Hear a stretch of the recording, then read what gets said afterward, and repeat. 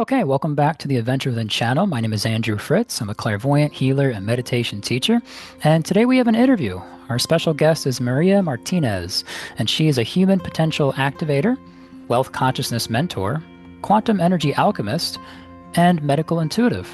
Through multidimensional healing and energetic precision, she helps soul-led leaders repattern their DNA, reprogram unconscious limitations, and recalibrate to the frequency of abundance, joy, and purpose.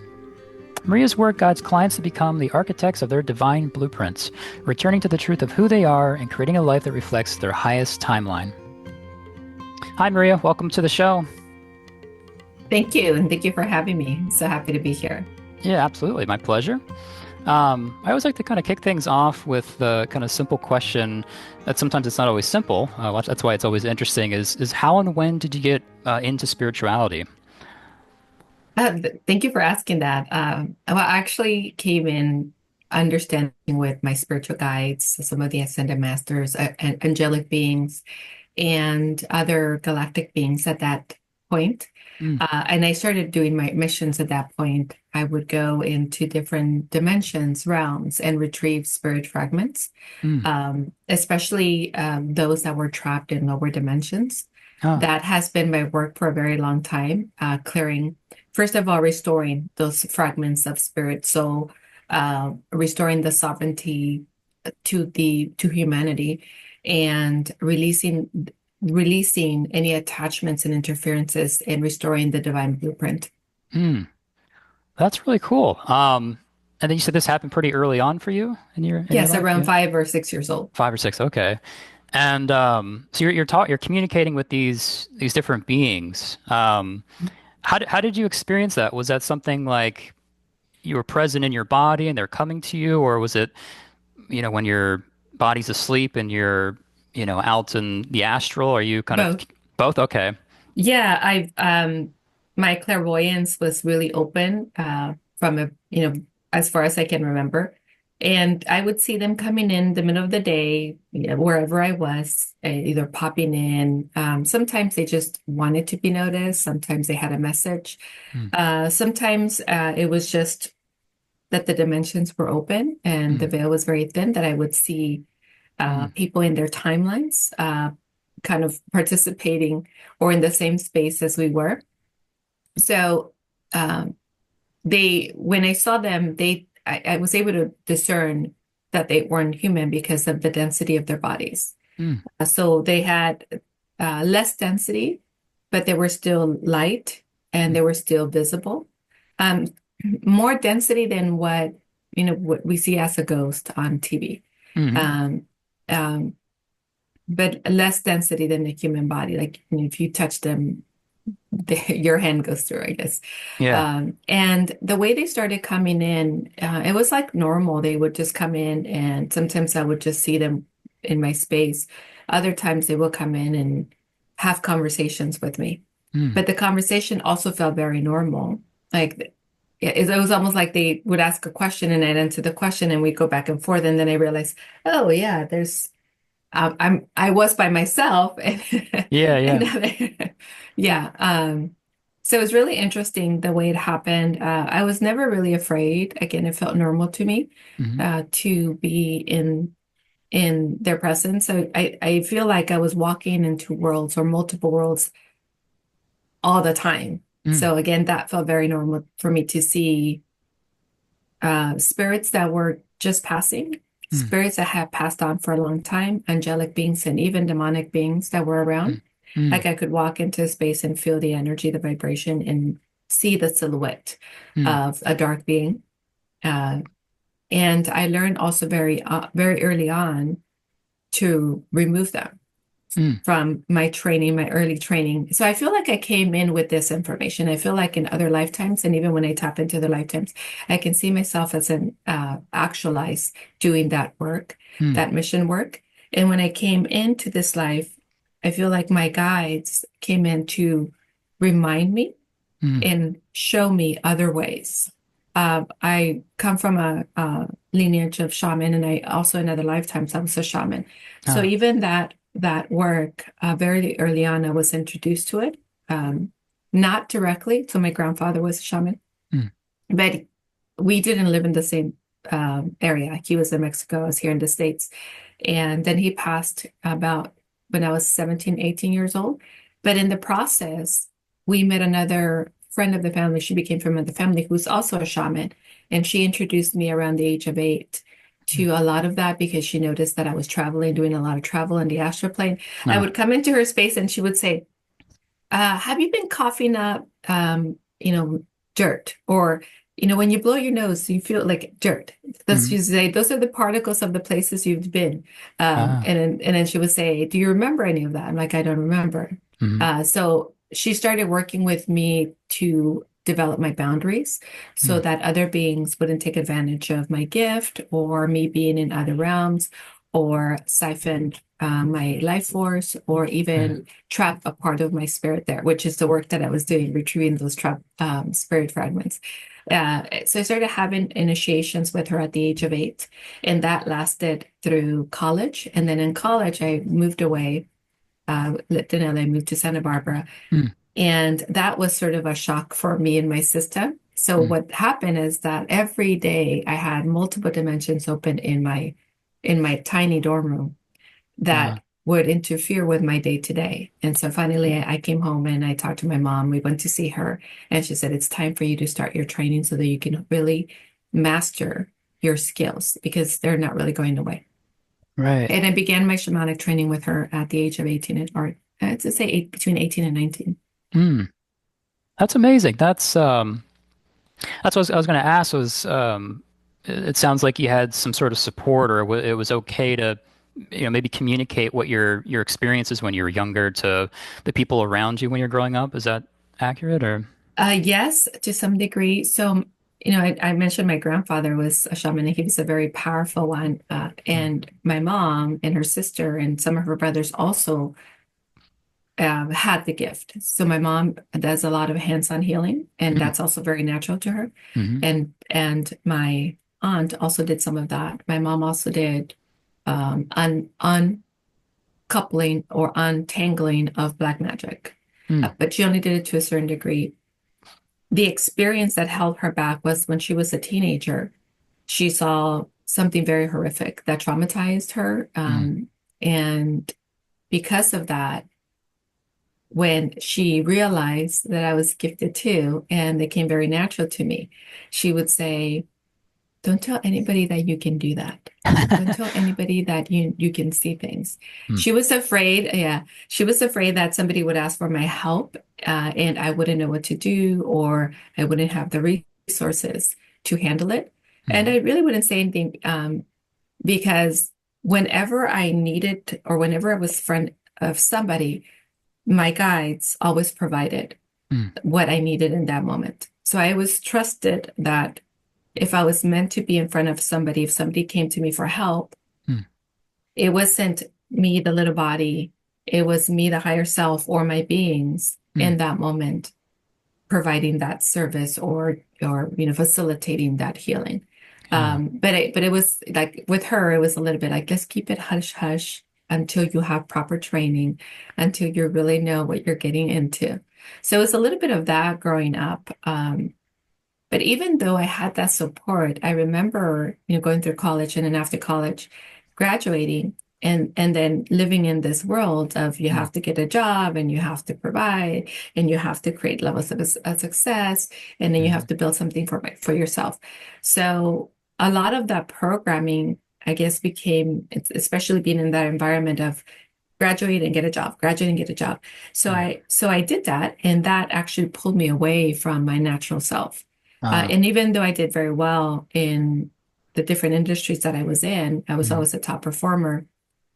It felt like I had like there was something missing, Hmm. and I was competing a lot, but I wasn't fulfilled. I was winning a lot, but I wasn't fulfilled. Mm. And then I got married, a lot of life changes, then started going through divorce, lot of life changes. And that actually brought me back to myself. Just Mm. realizing, there's a higher calling, a higher purpose for me. And that's what brings me joy and fulfillment. And being that role model for my kids as well, because they are also very high vibrational. Hmm. So being that role model, being in my power, feeling sovereign and embodying my sovereignty and teaching them that Mhm. and teaching them that their gifts are natural to them and that they're here to change the world or bring something amazing into the world and to embrace that and be really very comfortable with that. That pushed me back into my alignment, being in service. And in 2014, that's when I fully stepped in back into Mm. this gift as a profession. Yeah. Um, yeah, that kind of goes right into the question I had, which was about programming. That because that's it's a really scary, at least from my perspective. I'm sure other people can probably relate, but it's scary, exciting, and sometimes kind of messy. That going from living in programming and kind of switching to being in alignment with your higher self or your purpose or your truth. How was that for you? If you want to share personally, or if maybe just people that you've worked with or know that have made that transition, what's that journey like, kind of going from the programming to kind of more truth-based living? Yeah. When you come into the world and you either have a connection to yourself or you feel some kind of knowing or awakening, Mm, I feel like a lot of us feel like we don't belong, we don't fit in. mm, And we try to fit into the world because that's what everybody's expecting us to do. That's what our parents, if we fit in, then in their eyes, maybe we'll be successful in this world because that's the only way they know. Um, but we try and we do our best at it, but we still have that emptiness or that lack of fulfillment. And mm, I feel like that lack of fulfillment often creates either sadness, emptiness, and even depression, because that's what I've seen. mhm, But when we recognize that this is just an indication of that we're not living fully in alignment, and we start moving back to our alignment, coming back to ourselves instead of trying to live the life that everybody else wants us to live, instead of trying to be what everybody else wants us to be, instead of trying to compete in the world and earn or get approval or validation or significance. mm, When we let go of that, the need of that, or the attachment to that, and we start coming back in, then we start finding that joy again. We start finding that fulfillment again. We start finding that abundance within ourselves. mm, Because when we're out in the world competing, we're actually running lack. When we're mm, trying to prove ourselves, we're running lack. When we're trying to be somebody else, we're running a program that we're not enough because we're trying to be somebody else mm, or trying to become somebody else that others want us to become because we're not enough. So when we start coming back to our truth, we start coming back to that connection, we start recognizing the light within ourselves, we start recognizing our gifts and our talents, and we start naturally allowing them to express themselves. That organically, naturally brings us back to that level of joy that we seek, the level mm, of connection, the level of fulfillment. And by simply allowing that to be so, we are expanded and amplified. So whatever we already are becomes more. The truth of who we are, our gifts, our abilities become exponential. Uh, they become sharper, they become clear. The mm, results that we're getting when we're working with others are more sustainable. Um, the results that we're getting are long term, and we're creating significant breakthroughs. So that's what I see in terms of the switch or the transition or the realization and recognition of what we were living somebody else's life, and then yeah, finally starting to live our own. And I right. see that also in a lot of my clients when they come in and they're running lack and scarcity and fear and doubt and insecurity. And then we move and we sort of dismantle all of that programming, and we move into, well, who are you truly? And Mm, what are you here to do? And what brings you joy? And what aligns you with fulfillment? And mm, then we start moving that into that space. So they start becoming that, embodying those qualities. Their heart space opens up. Their many times even their clairvoyance mm, opens up. Their crown, their channel opens up. So they have more creativity, more ideas. They feel more vital, full of energy and excitement, energized. So there's a physical shift that happens. Mm, There's a mental, emotional shift that happens. There's an energetic, spiritual, and soul shift. And when I work with my clients, we actually look at, or I teach them to look at themselves as a multidimensional being mm, in all those bodies that we just mentioned. So they can see within their bodies what's missing. They can see within their bodies what was left behind or what hasn't been integrated. And mm, we bring in the inner child into that because the inner child carries the burden, carries the fragments, carries the pain, the trauma of this childhood, of this lifetime, but we bring in all the other fragments of the spirit and soul that are trapped in the other lifetimes mm, that are playing out here in this lifetime to reintegrate and bring back into wholeness. mm, And then again, continue to align and lean into I am source within myself. I am the divine embodiment of who I am.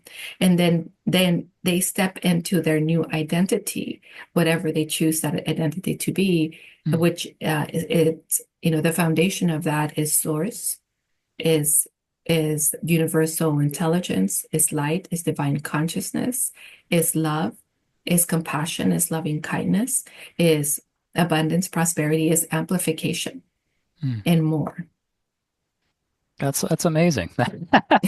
Um, yeah, and I want to get into some of the things that you offer. That sounds really profound. I do want to take a step back. Um, It sounds like you were very, I'm sure, using multiple psychic abilities, but it sounds like clairaudience and clairvoyance were big ones, maybe when communicating with those beings. And you said your mother. Did you notice prior to any of the births, like being able to be in touch or communication with the soul, coming in? Did you ever have those experiences or anything like that? Are you asking if I recognize when I came in, my connection, or Yeah, just like prior to them actually being born, just them being in spirit, kind of your child to be. oh, Did you have my like children? yeah, yeah, did you recognize Oh, like, oh, yes. there you are, like and Oh, yeah, absolutely. oh, okay, yeah. Absolutely. So actually, when so I actually have my children late in life, in my late 30s, early 40s, and I already knew from a long time. Well, first of all, I knew that it was going to be late, and Hmm. secondly, I knew that I was going to have twins, a boy and a Oh, okay. girl, Hmm. and a third child, and possibly a fourth. And that was going to be my choice. And oftentimes they would come in when I was doing my spiritual work, Ah, and they would just hang out in my space. And then when I met my ex-husband, when I saw him, and I go, oh, that's him. That's the person I'm going to marry. He and I have a contract to bring in my children, hmm. or our children, and it's going to be, for a certain amount of time, and then we're going to complete and part ways, but we're going to co-parent together. Hmm. And that's exactly what happened. But again, when I saw him and I saw, again, everything that I knew before, boy, girl, third girl. And what was Mm, interesting, when I first was pregnant, we went to get my first ultrasound. hmm. And then the doctor said, okay, here's the baby. And then he looked away, and then he looked back, and he's like, wait a minute, there's two, baby Oh. A, baby B. So Yeah. they were only expecting one. And I said, no, there's two, Wow, baby that's A, cool. baby B. And then when they were able to note their sex, boy or girl. So it's exactly how I had perceived. So we talked about clairvoyance, clairaudience, and claircognizance was also very strong. The knowing. Ah, yeah. It's Hmm. also very strong for me. And that's what my kids have. One of them is very clairvoyant, um, clairvoyant, clairaudient. The other two are very claircognizant, and clairsentient. Mm, very cool.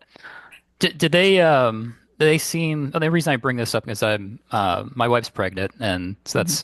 that's why. But so did you have did they seem like they were like really excited to share information about them and like what they would like to do? And Did they have that type of communication with you? Their mission, they shared their mission with me, Ah, okay.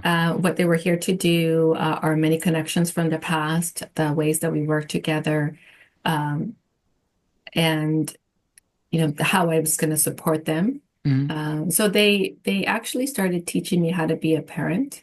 mm, Um, Even though I was more mature and started a little bit later, mm, you're still, you still don't know how to be a parent. right. And so they taught me a lot of that, very conscious, and they showed me a lot of where they came Mm, from the stars. Even when they were little, they used to say, I came from the stars. I'm right. not from here. I came to, but yeah. You would ask them, where are you from? And they'd say, oh, I came from the stars. Mm, So it's really, really cute that they knew that and that what they shared about their mission. So a lot of the codes that they carried, the mm, codes, transmission codes, uh, and the healing codes that they carry, the leadership that they're stepping into. mm, So they share that with me as well. Their interest in terms of how they were going to express themselves in this world, mm, and also their collaboration together mm. and why they chose to come together. That's Yeah. awesome. Are Yeah, you having a girl? I am. Yeah. Yep. I Yep. see her. Yeah. Yeah. I see her on the left side of your wife Got it. in a Cool. little yellow dress. Nice. Yeah. Yeah. I'm very, very excited. So that's why I asked those questions. Um, yeah. So I want to talk about some of the stuff that you offer. I've seen your website. You offer a lot. And starting with money and wealth, which is a very, very big topic in the world. Um, what do you find is kind of a common limitation, whether it's on a personal level or the people you've worked with, just a limitation that they might hold in their mind regarding money or wealth. Yeah, so I find that there's actually multi layers of that, but if we were going to look at one thing, like from the outside looking in, it's usually the relationship they have with money. Mm, So that's, so again, I look at everybody as a multidimensional self, but I also look at the layers of the relationship with money. So, and I break it up into money itself, relationship with money, relationship with abundance, mm, relationship with prosperity, relationship with wealth. And then I look at ability to attract, ability to receive, ability to hold, and ability to mm, grow the money. And then I look at their divine fortune, how they're holding it, how they're tapping into it. So your divine fortune is like your bank, how mm, you access it, how you withdraw from it. So I look at it in different ways. Also, I look at how it's flowing into their field. So what I like to see with people is that they have sort of this waterfall or this river of wealth and prosperity, money, sort of the overall energy mm, coming through. Um, or that the river goes into like an ocean, mm, uh, because that's the infinite abundance. mm, So when those elements are not there, and I look at the relationship, when I look at the relationship of each one of those, what I like to see is that there's a signature, like there's an energy signature of all of those types of frequencies, and it's playing in their field. mm, If it's outside their field, then we want to bring it in. We want to connect them back, mm, and I look at, well, what created that? The root cause of the current relationship, the current state, because everything is energy, everything is frequency. mm, So what gives it something, or creates a limitation or creates a block, is how we think about it, how we relate to it, um, the set points that we have to it, and the contracts that we have with it or with others. That could be our ancestors. mm, It could be other incarnations of ourselves, like karmic contracts. So I mm, look at all these sort of factors around wealth and prosperity, but I usually start with, okay, what is your relationship? If everything else was aligned, how do you feel about having money? mm, And a lot of times people will say, yeah, of course, I want to be a millionaire, multimillionaire. mm, But it's only the words that they're saying. It's not in their field, it's not in their embodiment, it's not in their alignment. And then when we look in, we find other things, like they really don't see themselves as a multimillionaire. They really don't see themselves as a wealthy person. They really don't see themselves as being able to manage it. mm, So then we work through all of that. So that's why we look at the mental. So the mental. What Mm. are their belief systems? The emotional, how do they relate? How do they feel about it? The Mm. energetic, what are some of the contracts that they're carrying? The spiritual. And then we start breaking all of that down and we sort of recreate a new reality that Mm. they can embody. And then we elevate into a new frequency that is going to resonate with their actual desire. Because again, we can say, I want to be a multimillionaire. I want to be ultra successful. But if the frequency that they're in is not matching that and nothing is changing, well, that's not really going to happen. So we Mm. want to up level. We want to match that frequency. Got it. And then you do something similar with health and wellness, correct? Could you talk a little bit about, I know you mentioned like the divine body code. Yes. I'm not familiar Yes. with that. So that's my own method. And Mm. the Divine Body Code is also a multidimensional approach to healing. And we look at similar things, but we look at it from the aspect of health. So in this case, we work with the DNA, we work with the cellular level, we work with the tissue. Mm. We work with what's embedded into the field, and we look at parasites in the body. We look at viruses, bacteria in the body. We Mm. look at the physical interferences that are creating dysfunction.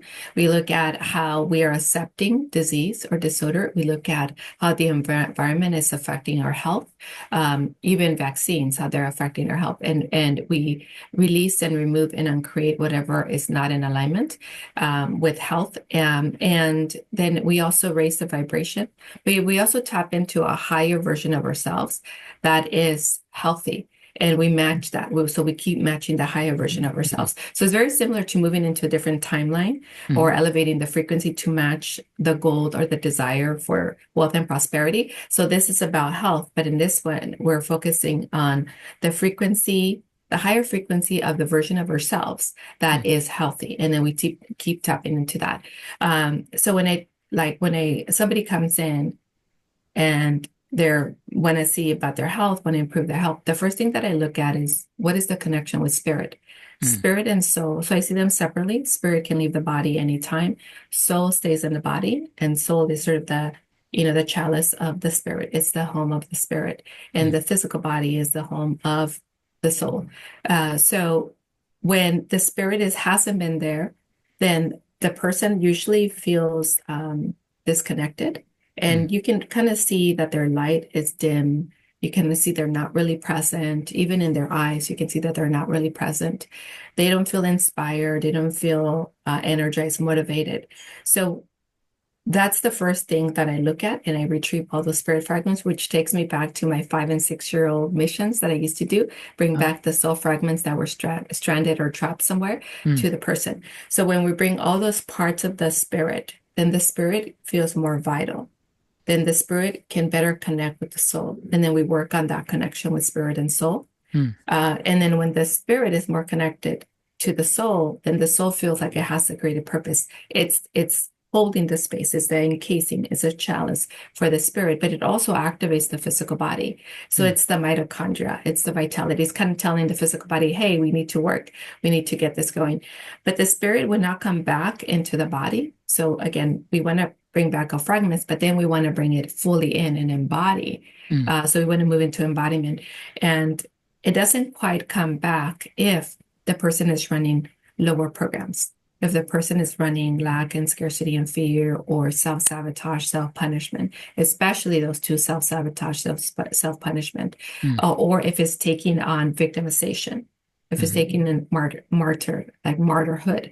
So Mm. we want to clear all those programs so that we can elevate the frequency, the vibration of the physical body and the soul. Then we can bring in the spirit. The spirit will hang out once we bring back its parts, but it will be in and out of the body and less outside if the environment is not ideal for it to embody it.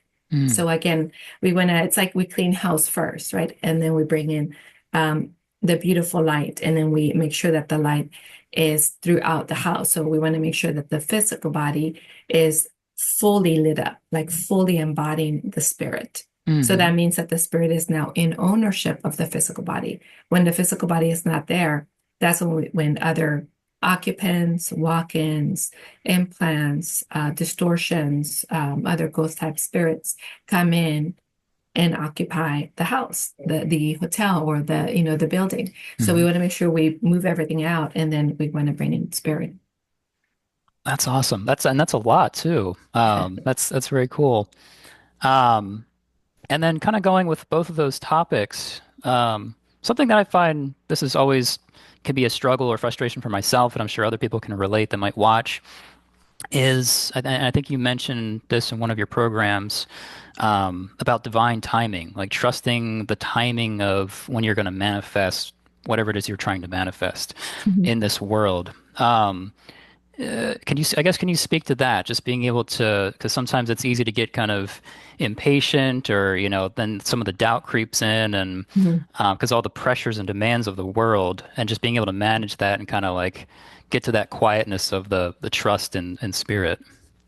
Yeah, so trust comes from, so I have I describe it as the foundation is your self-love, Mm, your self-forgiveness, your self-acceptance, believing in yourself, and then ultimately trusting yourself. And when you do, then you feel worthy and you mm, feel deserving. So the self-worth and the deservingness is actually what helps you manifest. mm, But those other foundation or pillars have to be there. Because if you're running, I hate myself, and you're trying to manifest, they're two different frequencies. It's not going to happen. They're mm, going to cancel each other out. So when we're manifesting, there's actually a formula for it. The first one, what I called is your soul wealth. So this is what I was referring to as tapping into that divine fortune, aligning you with your abundance, which is you're naturally an abundant being. There's more than enough of you for everything that you want to create, and everything that you desire is already in your field. We mm, just need to find the frequency for it. So that's the soul wealth. And then there's the self worth, which is I was just talking about. We mm, want to work through all those pillars to get you to that self worth, mm, and knowing that you're enough and deserving so that you can more easily manifest.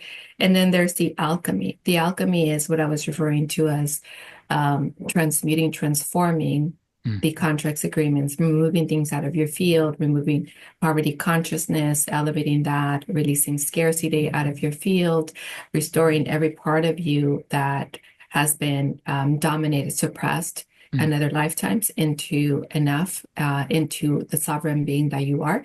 And then it's the embodiment of the new you. So it's the new mm, identity that you're stepping into. I am the multimillionaire, or mm, I am a wealthy, I am the wealthy goddess, whatever that new identity is. And then it's the intention of that. So the intention is being in that alignment every single day, in that forward movement and taking guided action.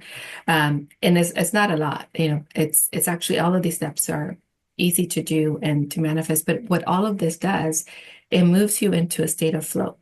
mm, It moves you into the state of expectancy. It moves you into a state of certainty. It moves you into divine partnership.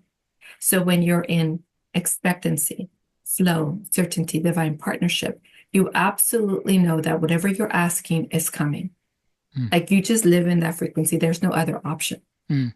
When you're running fear, you're like, oh, maybe if, oh, Yeah. maybe not. But when you're running certainty, expectancy, flow, divine partnership, you absolutely know that whatever you ask for is on its way. And so this is when we allow the divine timing. It Mm, could be as soon as you ask for it. It could be tomorrow. And what will happen is that the universe, what the universe always wants to give you, the universe always wants to provide. The universe is not keeping anything from you. The universe is abundant. The universe is, you know, bountiful. And whatever you ask is always available to you and will be available to you. Now, if you don't get it in immediately, then we get to reflect and we get to see, okay, I continue to do my work, I continue to up level myself, I continue to shift into expectancy and certainty, and especially radical trust with the universe. That's the divine partnership. mm, So, when I talk to my clients, I say, imagine like the universe is your most loyal friend, mm, the friend that you can always count on, the friend that no matter what you're doing, it's always going to be there available to you, especially in your time of need. So when you ask for something, you absolutely know that that friend is going to bring it to you, or it's going to be there for you, or it's going to walk the path with you. That's the universe. So when you develop that relationship with the universe, then whatever you ask for automatically comes through. And again, and that inclination or that leaning into that alignment with the universe, Mm, it's like a muscle that you built. mm, That's the radical trust. You ask for it, you let it go, no attachments. The minute you try to control when or how, you're actually creating a block in it mm, because you're trying to tell the universe, I need it now. Yeah, I need it now, and it has to be when I want it. But the right. universe is going to bring it to you because remember, you're elevating, you're raising your frequency to match that. So the universe is going to, like, work with you to do that. And it may bring you something that may be kind of sort of what you wanted. And you Mm, can say, thank you, universe. I see that I'm not quite there yet in my alignment. mm, I elevate to that new frequency and bring me something better, or bring me, X, Y, and Z, or right. this and that. Mm, So, and it's a relationship that you have, and it's also a recognition that, what your environment is a reflection of who you are. So mm, if you want more than what you have, then you get to elevate yourself. You get to upgrade yourself. You get to move into the state of flow. And you also get to move into the mastery. And the mastery is watching, noticing, being aware, witnessing when you go back into, well, where is it? Or when you mm, go back to where, well, is it coming? mm, Or, if it was here, then I wouldn't have to worry. That's you asking the universe to save you. The universe is not going to save you. The universe is going to work with you for you to move into your power. mm, Uh, we want to step into our powerful self. That's how we create. If we're asking to be saved, it's not going to happen because we're acting from fear and mm, desperation and doubt and not trusting. mm, When we want it now, we're trying to control. And again, we're not trusting. right. When we keep asking, well, when is it? When is it? With it? Again, we're not trusting. And we're pushing it further away because we're moving into that divine, out of that divine flow, that divine alignment. Mm. That's really helpful. That makes a lot of sense.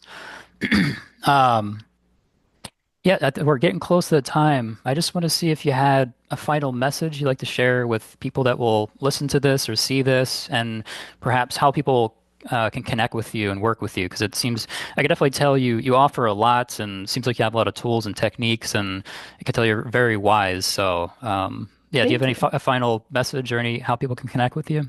Yeah, the strongest message that is coming through for everybody is about sovereignty. So it's about you stepping into your sovereignty, into your powerful self, into commanding, decreeing, into speaking what you want to create, and then living into that reality. So becoming that version of yourself. Mm, And then trusting, again, developing that relationship with the universe, trusting the universe to always provide what you need. And moving into the place of your highest version of yourself. So doing good in the world, being of service and being a contribution to the world, and being the light. Because a lot of times when things are happening in the world, people get plugged into the negativity, the fear, the mm, scare tactics. So we want to be the light. We want to be in that divine flow. We want to be divine consciousness. We want to be divine grace. We want to hold space, not just for ourselves, but for others to step into it. And that's how we change our reality. That's how we change the world. And mm, that's how we contribute to Mother Earth. So my message, or the message that is coming through, is find that within yourself, mm. commit and decide who you are, and powerfully step into it and align with your freedom and create the reality that you desire. And I would love, if anybody has any questions about working with me or any of my programs, my website is evolve360.online. You can also find me on 360 Prosperity, on Instagram, Facebook, my YouTube channel, 360 Prosperity, Mhm. even TikTok, Maria 360 Prosperity. And if you don't know where to start, you can go to either of the websites and go to the book a call, and that will take you to my calendar to book a discovery call. Mm, There, it's a 15-minute. You can ask me anything about your situation. I will also do a reading for you mm. to share with you what's happening, what's the root of what's going on right now, and what would be supportive for you, whether it's working together or a program or something else. Awesome. Yeah, and I'll make sure those I'll get those links and put them in the description below to make it easier for people to get to that. So, Thank you. I Yeah, appreciate it. And thank you so much. yeah, absolutely. And congratulations, by the way. Oh yeah, thank you so much. Yeah. Yeah, Maria, thank you for, sharing your stories and your wisdom, and taking your time with me to kind of chat with me. So I've enjoyed it. Thank you so much. And thank you for having me. I Ab- appreciate you. yeah, absolutely. All right, everyone. Thank you for tuning into another episode. We'll see you next time. Take care.